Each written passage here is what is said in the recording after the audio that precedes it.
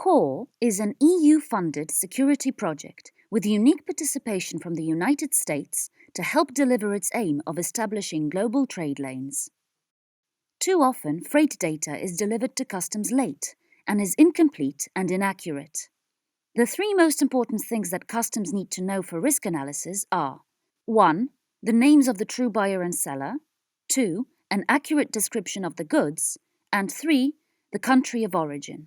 However, in many cases, accurate information on who owns the goods and who they are being sold to is missing, as consignor and consignee are shown as the consolidator and the deconsolidator, who sometimes can be simply two branches of the same company. This is useless for risk assessment as you do not know the buyer, the seller, or the country of origin.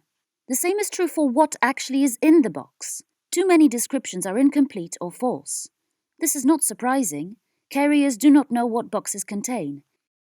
In many cases, they must submit the entry summary declaration days before the export manifest and the bill of lading are produced.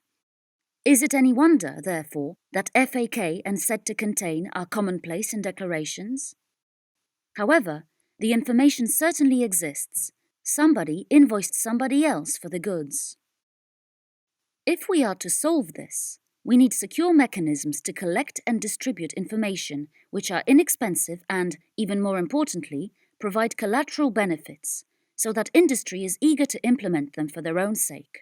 Providing information to customs will then be a byproduct, though a very important byproduct. If we can produce early, accurate and complete data, then the different border agencies will be able to align their controls and formalities, and we will achieve coordinated border management. This will lead to a transition from the current transaction-based supervision to system-based supervision, where the focal point of assessment is no longer the transactions and the paperwork, but the system of controls which generates the transactions. For efficient data collection and distribution, we need to reduce the friction costs that hamper the transmission of data and create mechanisms for seamless interoperability in the exchange of data in B2B, B2G, and G2G. We also need innovative security technologies that are more efficient and not as intrusive as present ones, so that important security data can be collected and distributed at lower transaction costs. If we manage this, we will have visibility of end-to-end supply chains, visibility of risks so that we can monitor them and manage them, and the most important of all, resilience, i.e., the ability to do something about incidents, either to prevent them or to cope with the consequences with minimum disruption. To achieve coordinated border management, we need mechanisms for uploading data efficiently into push-based pipelines, and conversely, to enable customs to collect more information or for traders to supply more data. Once this is in place, we will have mature trade lanes, and we can start to define who should supervise which data and how such models can be implemented in collaborative chain dashboards for effective control. Interoperability requires systems to talk to each other, so we need data dictionaries amongst the disparate systems to enable them to be networked into global data pipelines, which require rules of governance to define who has access to what data in the pipelines. Innovative and less intrusive security technologies include scanning technologies that can increase the throughput without reducing the quality of images, secure hybrid composite containers to improve tamper resistance, and dangerous goods tracking systems. These sensor-based security devices installed on containers are essential for security, but they can also provide visibility in the supply chain. Additional sensory data such as cargo conditions, humidity, temperature, light, etc. can be included. And all this can be displayed in global supply chain visibility tools. Customs too will save time and increase security and efficiency by pulling in data from various sources and increasing cross-border collaboration. Serious incidents do not happen every day, fortunately, so to be prepared for them we need a toolkit for risk mitigation reasoning, which allows users to experiment with various scenarios and responses and test mitigation strategies offline. In particular, for the specific case of cybersecurity, we can test responses to cyber attacks in realistic IT situations without jeopardizing the operational environment. And, in general, we can simulate disaster scenarios and work at improving our resilience. We then need to create the tools which can deploy these strategies so that supply chains are sufficiently agile to react in real time to incidents, attacks, and even disasters, and keep systems optimized at all times. To summarize, we want to ensure that customs have early, complete, and accurate data. We will achieve this by creating secure mechanisms for data collection and distribution, which provide important collateral benefits to industry. As customs receive accurate and early data, we can move on to coordinated border management and system-based supervision. Data collection and distribution will be provided by interoperability and innovative security technologies. Once we achieve this, we can deliver vital benefits including visibility, risk management, and resilience. And these are the components we are creating to make this a reality. So here, in one single screen, is the whole core project. This is why we are doing it, this is what we are delivering, and this is how we are doing it. As we move into year 3 of the project, many of these functionalities have already been developed and deployed, demonstrating practical benefits throughout Europe and the US. For example, in Felixstowe, 4 data pipelines are already in place, which have already collected 5,000 files from 97 companies covering 3 modes of transport, sea, air and road, and including intra-EU information which provided extra insight. The results were evaluated by a team of 60 stakeholders from 12 UK border agencies, and this is what they concluded. Pipeline data is available earlier and is of better quality. It is also more accurate and detailed on routes inside and outside the EU.